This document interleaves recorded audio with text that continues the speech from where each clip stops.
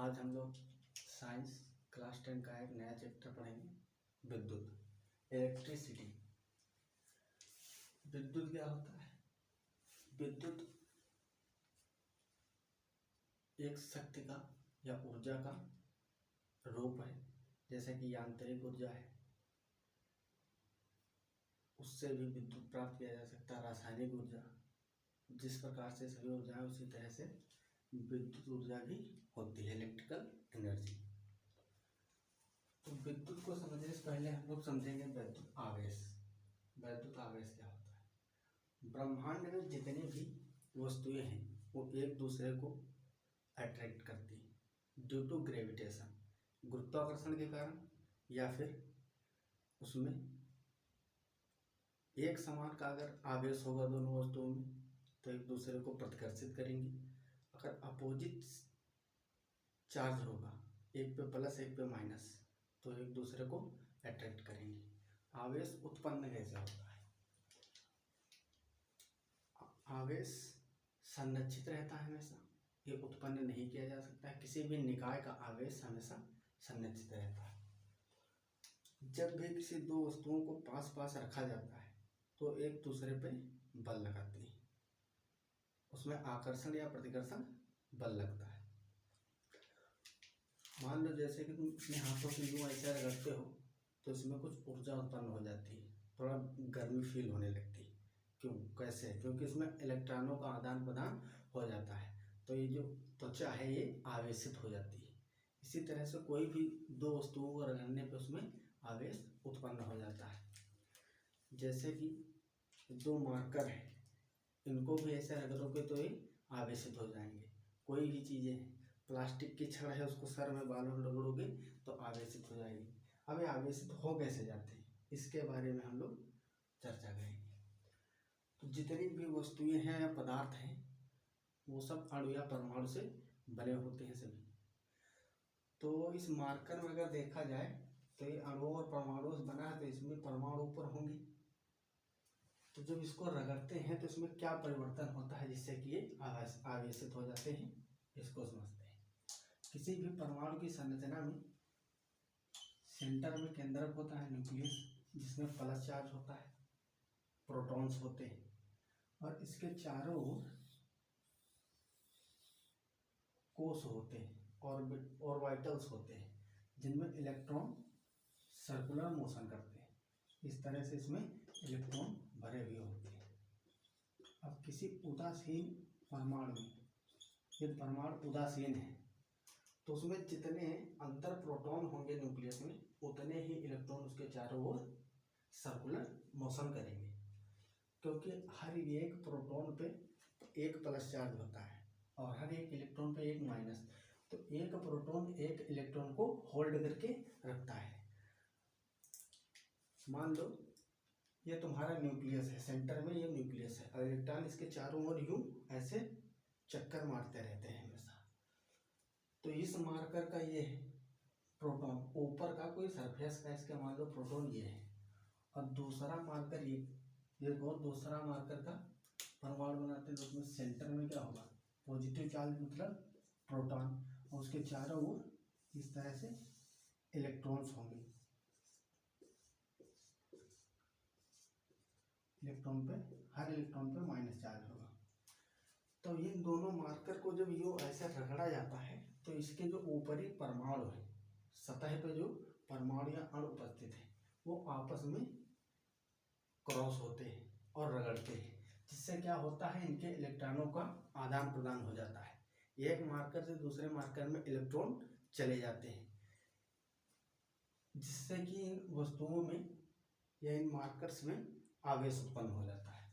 मान लो इसको रगड़े और रेड वाले मार्कर से ब्लू वाले मार्कर में दो इलेक्ट्रॉन, कितने, दो इलेक्ट्रॉन कूद के चले गए ब्लू वाले में, तो इलेक्ट्रॉन पे माइनस चार्ज है, दो इलेक्ट्रॉन इस पे जाएंगे तो इस वाले पे 2 माइनस चार्ज आ जाएगा, और जिस परमाणु से जाएंगे उस पे 2 प्लस चार्ज आ जाएगा। कैसे आएगा, क्योंकि इसमें बाहर कितने इलेक्ट्रॉन है, 3 4 5 6 7 8, मतलब 8 इलेक्ट्रॉन है तो 8 इलेक्ट्रॉनों को होल्ड करने के लिए 8 पॉजिटिव चार्ज वाले प्रोटॉन होंगे इसके अंदर।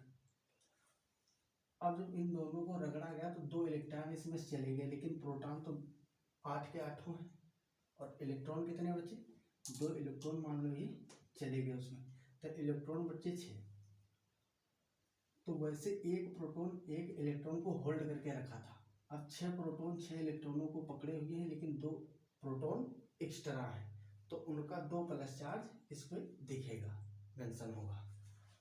और जो ब्लू वाला था इसमें 2 इलेक्ट्रॉन रेड वाले मार्कर के परमाणु से एक्स्ट्रा आ गए हैं, तो इस पर माइनस चार्ज होता तो 2 फालतू हो गए इसमें, तो 2 ज़्यादा होने की वजह से इस पर 2 माइनस चार्ज, इस पर 2 प्लस चार्ज आ जाएगा।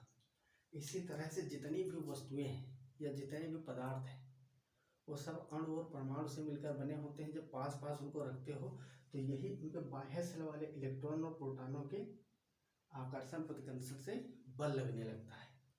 किसी भी वस्तु को रगड़ने पर उनके इलेक्ट्रॉन एक से दूसरे में अगर कूद के चले जाएंगे तो क्या होगा? वो वस्तुएं आवेशित हो जाएंगी। अगर इस पूरे निकाय की बात करी जाए जिसमें दोनों मार्कर्स हैं, तो निकाय उदासीन था और उदासीन है। ये हमेशा उदासीन रहता है क्योंकि आवेश को उत्पन्न और नष्ट नहीं किया जा सकता है, केवल एक से दूसरे में परिवर्तित किया जा सकता है। तो इलेक्ट्रॉनों का स्थानांतरण होगा तो आवेश की मात्रा घट और बढ़ सकती है। लेकिन इस पूरे निकाय में देखा जाए तो इसके अंदर 2 प्लस 2 माइनस आया, मतलब पूरा निकाय अगर पूरे की बात की जाए तो ये अभी भी उदासीन है। आवेश 2 प्रकार का होता है, धनात्मक और ऋणात्मक। तो जिस वस्तु को इलेक्ट्रॉन मिलेंगे उस पर कैसा आवेश आएगा? निगेटिवली चार्ज हो जाएगा, वो ऋणात्मक आवेश। और जिस वस्तु से जाएंगे इलेक्ट्रॉन उसमें धनात्मक आवेश होगा। मान लो एक ये वस्तु थी, वस्तु ए, ये है वस्तु बी। तो वस्तु ए से 2 इलेक्ट्रॉन वस्तु बी में गए, तो ये कैसी होगी? बी में आए इलेक्ट्रॉन मिले इसको, तो ये हो जाएगी ऋणात्मक आवेशित, ऋणात्मक आवेशित। और इसके वस्तु ए के 2 इलेक्ट्रॉन चले गए तो इस पर प्लस चार्ज आ जाएगा, 2 इलेक्ट्रॉन गए तो 2 प्लस चार्ज आएगा, ये हो जाएगा धनात्मक आवेशित, धनात्मक आवेशित। तो आवेश 2 प्रकार के होते हैं, धनात्मक और ऋणात्मक।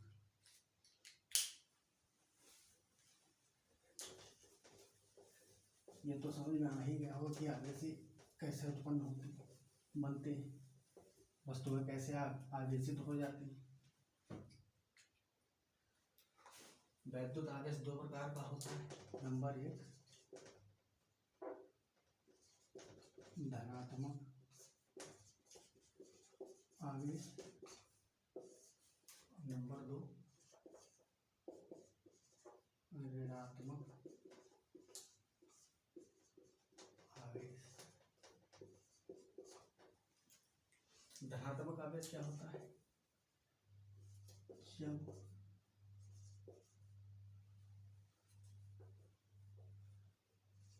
जब कोई वस्तु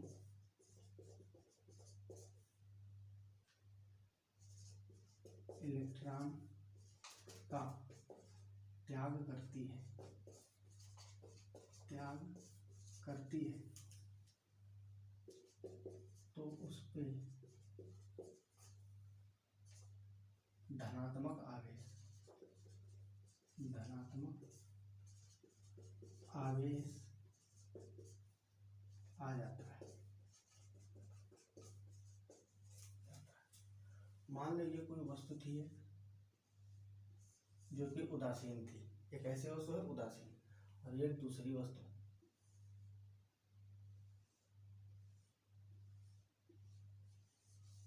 इनको जो कॉन्टेक्ट में लाया जाएगा कुछ ऐसे, देखो ये दोनों वस्तुएं जो थी उदासीन है। अब मान लो इनको इस तरह से पास पास लाया है,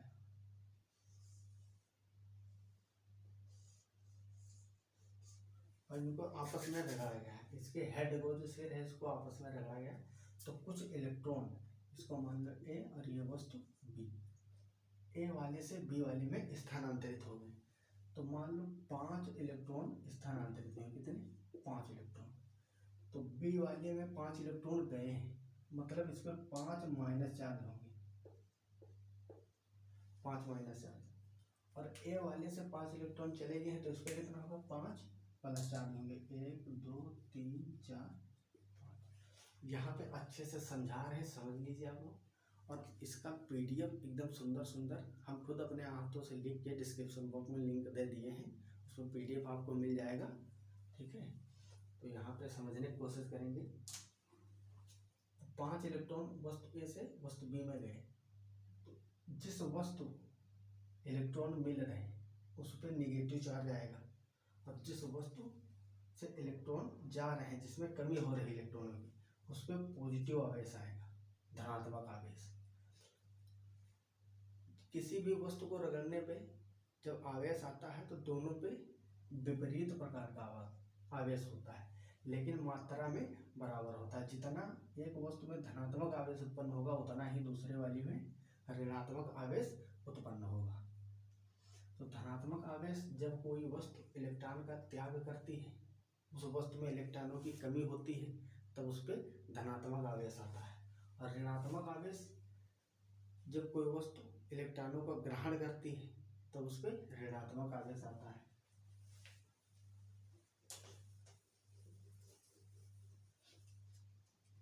धनात्मक आवेश को प्लस से दर्शाते हैं।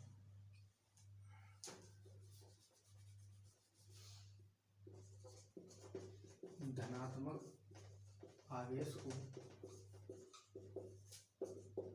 प्लस चिन्ह से प्रदर्शित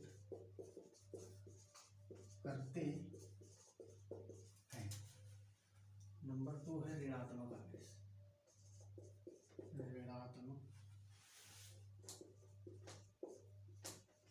आवेश, ऋणात्मक आवेश जब कोई वस्तु इलेक्ट्रॉनों को ग्रहण करती है, इलेक्ट्रॉनों को एक्सेप्ट करेगी, ग्रहण करेगी, तब उस वस्तु पर ऋणात्मक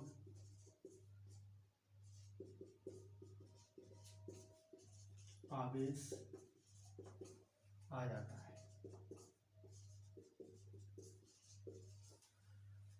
इसे माइनस चिन्ह से प्रदर्शित करते हैं।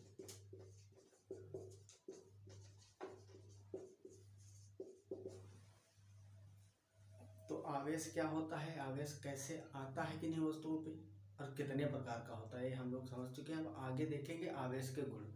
आवेश के कुछ मूलभूत गुण होते हैं, ठीक है। तो इसको लिख लेंगे पॉज करके।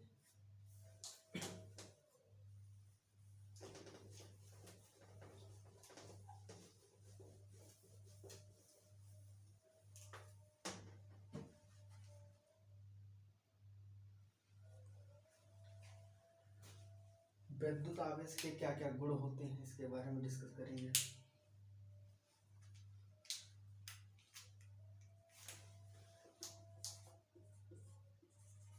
विद्युत आवेश के गुण, विद्युत आवेश के गुण क्या क्या होते हैं।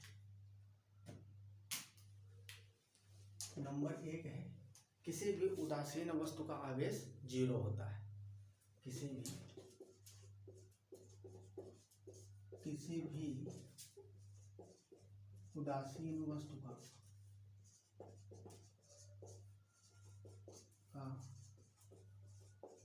आवेश 0 होता है, हमेशा 0 रहता है, हमेशा 0 होता है।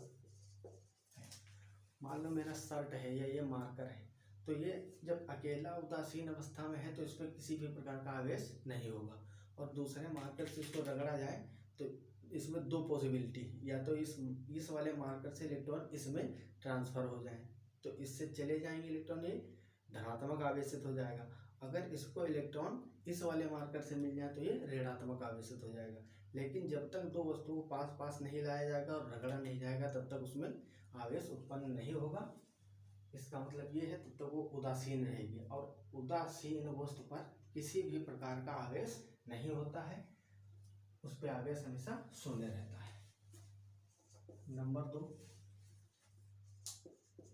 आवेश को संरक्षित किया जा सकता है,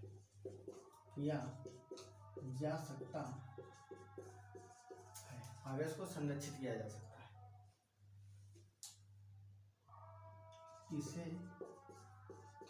ना उत्पन्न किया जा सकता है और ना ही नष्ट किया जा सकता है। जैसे हम लोग क्लास 9th में साइंस में पढ़े थे द्रव्यमान संरक्षण का नियम, उसके अकॉर्डिंग द्रव्यमान को ना तो उत्पन्न किया जा सकता है ना ही नष्ट किया जा सकता है, केवल एक रूप से दूसरे रूप में परिवर्तित किया जा सकता है। सेम ऐसे ही आवेश के केस में भी होता है, आवेश को ना तो उत्पन्न कर सकते हैं हम लोग ना ही नष्ट कर सकते हैं, इसे केवल एक रूप से दूसरे रूप में या एक वस्तु से दूसरे वस्तु में ट्रांसफर किया जा सकता है। इलेक्ट्रॉनों का ट्रांसफर ही आवेश का स्थानांतरण है। इसे आवेश संरक्षण का नियम भी कहते हैं। इसे आवेश संरक्षण का नियम भी कहते हैं। इसे आवेश संरक्षण का नियम कहते हैं। अगला क्या गुण है विद्युत आवेश का? नंबर 3, समान आवेश वाली वस्तुएं एक दूसरे को प्रतिकर्षित करती है।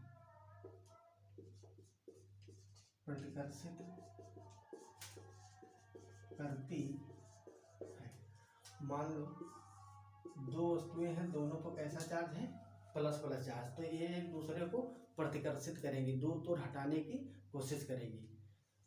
तो समान आवेश वाली जो वस्तुएं होती हैं वो एक दूसरे को प्रतिकर्षित करती हैं। मान लो ऐसे, वो उसको धक्का दे रहा है यूं और वो इधर इसको धक्का दे रहा है, तो इसमें प्रतिकर्षण बल लगता है इन दोनों आवेशों के बीच में।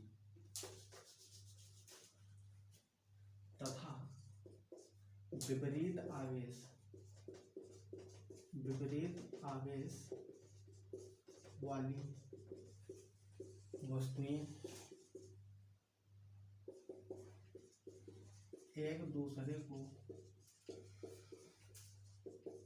आकर्षित करती हैं।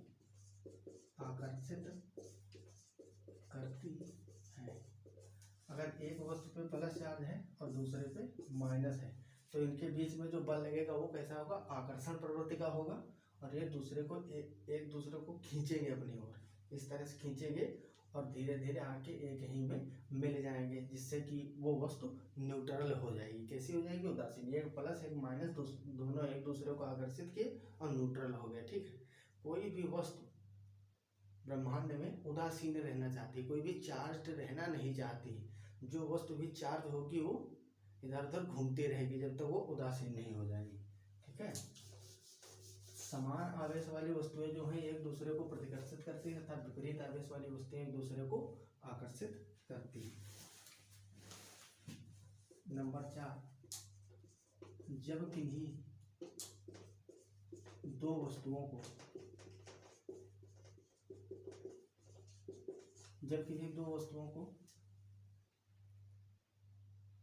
रगड़ते हैं तो उन पर विपरीत प्रकार के तथा समान मात्रा में या बराबर मात्रा में आवेश उत्पन्न होता है। जब किन्हीं दो वस्तुओं को पास रखते हैं या उनको रगड़ते हैं तो उनमें जो है बराबर मात्रा में तथा विपरीत प्रकार के आवेश उत्पन्न होते हैं। मान लो इन दो वस्तुओं को आपस में रगड़ा गया, ठीक है, ये उदासीन थी, उसके बाद में क्यों ये आवेशित हो गई रगड़ने के बाद में, तो दोनों पे आवेश जो आएंगे वो विपरीत प्रकार के होंगे।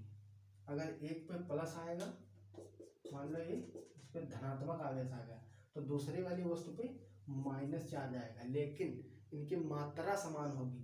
3 प्लस चार्ज इस पे आएंगे तो 3 ही माइनस इस पे आएंगे। ऐसा नहीं है कि इस पे अगर 3 माइनस आ गया धनात्मक आवेश तो दूसरी वाली वस्तु पे 30 आ जाए, क्योंकि इलेक्ट्रॉनों का ट्रांसफर इन्हीं दोनों के बीच हुआ। तो इसमें से इसमें 3 इलेक्ट्रॉनों का ट्रांसफर हो गया, तो इसमें 3 इलेक्ट्रॉन पहुंच गया तो ऋणात्मक आवेशित, और इससे निकल गए 3 तो ये धनात्मक आवेशित। तो हमेशा याद रखिए जब किन्हीं दो वस्तुओं को रगड़ते हैं या पास लाते हैं तो उन पर विपरीत प्रकार के तथा बराबर मात्रा में आवेश उत्पन्न होते हैं। अगला पॉइंट है पॉइंट नंबर 5, आवेश को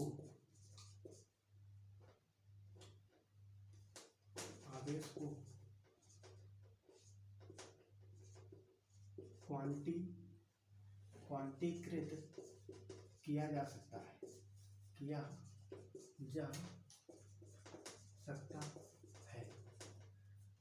तथा यह हमेशा पूर्णांक के रूप में रहता है। मतलब कभी ऐसा नहीं कि आधा इलेक्ट्रॉन किसी वस्तु से दूसरी वस्तु में ट्रांसफर कर दो। आप या तो 1 इलेक्ट्रॉन ट्रांसफर कर सकते हो, या इस वस्तु से इस वस्तु में 2 कर सकते हो, या 3, 4, 5 इसी तरह से पूर्णांकों के रूप में इलेक्ट्रॉनों का ट्रांसफर हो सकता है। ऐसा नहीं है 1 या 1.5 या 2.5 इस तरह से नहीं कर सकते हो। ऐसा कभी नहीं होगा कि 1/2 इलेक्ट्रॉन को किसी वस्तु में ट्रांसफर किया जाए, ये गलत है मेथड। हमेशा आवेश पूर्णांक में रहता है, 1, 2, 10, 100, 200 इस तरह से इलेक्ट्रॉनों का ट्रांसफर किया जा सकता है। Q बराबर NE, ये आवेश के क्वांटमीकरण का सूत्र है। Q आवेश है, Q क्या है आवेश, और E है इलेक्ट्रॉन का आवेश, इलेक्ट्रॉन का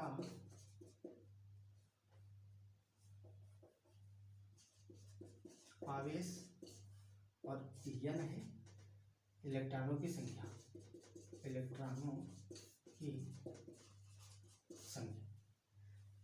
Q बराबर NE। मतलब ये संख्या 1 हो सकती है, N बराबर 1, 2, 3, इसी तरह से इंटीग्रल मल्टीपल पूर्णांकों के रूप में हो सकती है। N बराबर नॉट इक्वल टू हाफ, 1 + 1/2, 2 + 1/2, इस तरह से आधा, 1, 1.5 मतलब 1.5, 2.5 इस तरह से इलेक्ट्रॉनों का ट्रांसफर नहीं हो सकता है। मतलब एक क्वांटाइज संख्या में ही इलेक्ट्रॉनों का स्थानांतरण हो सकता है। तो आप लोग इतना पोज करके लिख लीजिए, बहुत ही मेन इंपॉर्टेंट इसमें पॉइंट लिखवाया हूँ।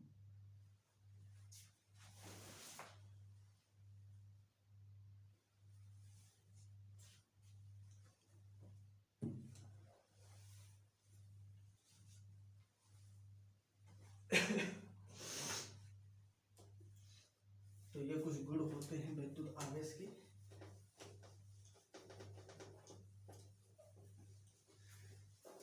विद्युत आवेश को ना तो उत्पन्न किया जा सकता और ना ही नष्ट किया जा सकता, केवल एक वस्तु से दूसरे वस्तु में ट्रांसफर किया जाता है। अगला पॉइंट डालो, कूलाम का नियम। कूलाम का नियम, एक साइंटिस्ट आए कूलाम, जब ये पता चल गया कि कोई भी दो वस्तुएं जब एक पास लाई जाती तो आवेशित हो जाती है, तब धीरे धीरे इसके बीच जो प्रतिक्रियाएं हो रही हैं, चल रही, आकर्षण या प्रतिकर्षण बल लग रहे हैं, इनके बारे में नॉलेज नहीं था जब आवेश का रिसर्च हुआ था, खोज हुई थी आवेश की। तो एक साइंटिस्ट आया कूलाम, उन्होंने बताया कि जब कोई दो वस्तुएं पास पास आवेशित वस्तुएं रखी होती हैं तो उनके बीच एक बल कार्य करता है, ठीक है, उसको वैद्युत बल के नाम से जाना जाता है। तो हम लोग कूलाम के नियम का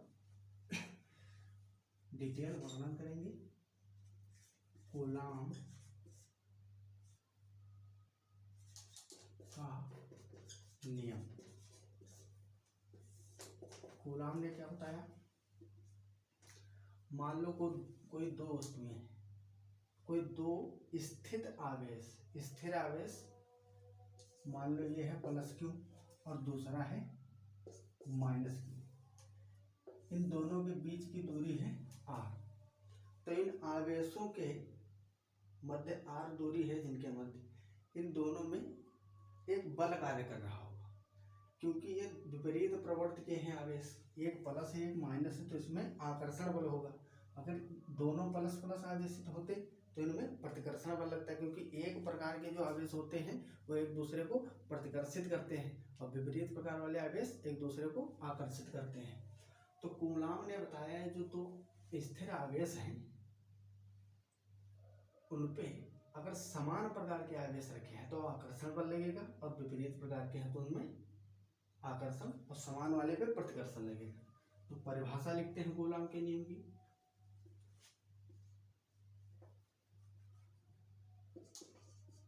किन्हीं दो स्थिर बिंदु आवेशों के मध्य लगने वाला आकर्षण व प्रतिकर्षण बल उन आवेशों के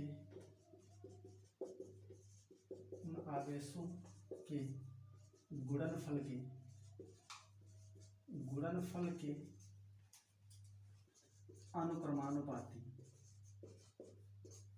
अनुक्रमानुपाती तथा उनके बीच की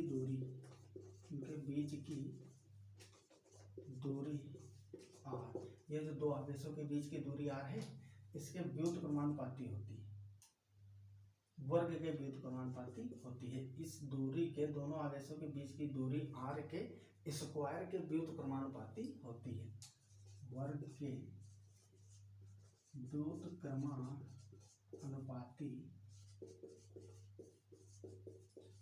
होती है।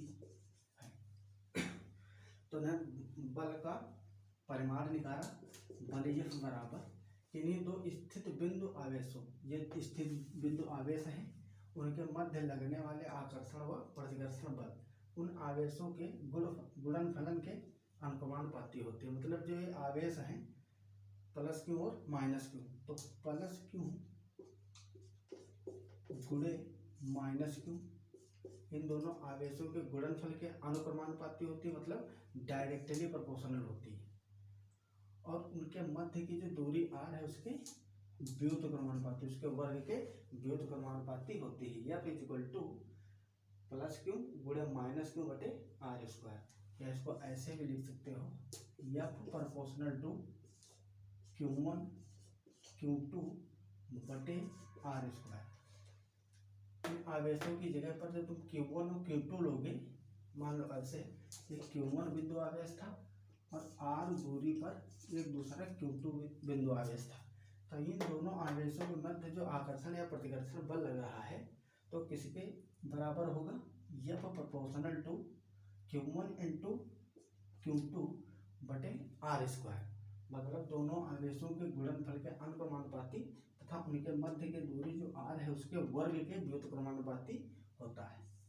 अब ये जब प्रोपोर्शनलिटी का चिन्ह हटाएंगे तो इसकी जगह पे एक नियतांक आएगा अनुक्रमानुपातिक नियतांक के, F इज इक्वल टू के Q1 Q2 बटे आर स्क्वायर, के Q1 Q2 बटे आर स्क्वायर। इस के को अनुक्रमानुपातिक नियतांक कहते हैं, के को कहते हैं अनुक्रमानुपातिक नियतांक।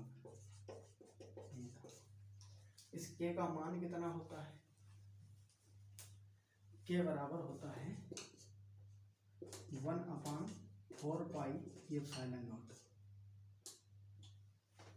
1/4 पाई एप्सिलॉन नॉट, जिसका मान होता है 9 × 10⁹। ठीक है, तो कूलाम का नियम है, इसको आप लोग पॉज करके नोट कर लीजिए, उसके बाद में हम लोग आगे चर्चा करते हैं। कंटिन्यू।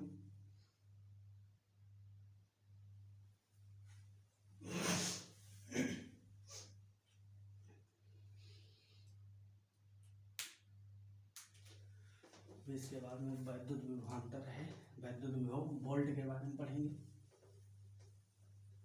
440 वोल्ट के झटके लगाना है, बल्ब के बारे में पढ़ना है। ये बहुत इंटरेस्टिंग चैप्टर है, इसमें वैद्युत धारा पढ़ेंगे कि धारा कैसे बहती है। तो कूलाम का नियम के बाद में हम लोग आते हैं, 1-2 क्वेश्चन कर लेते हैं।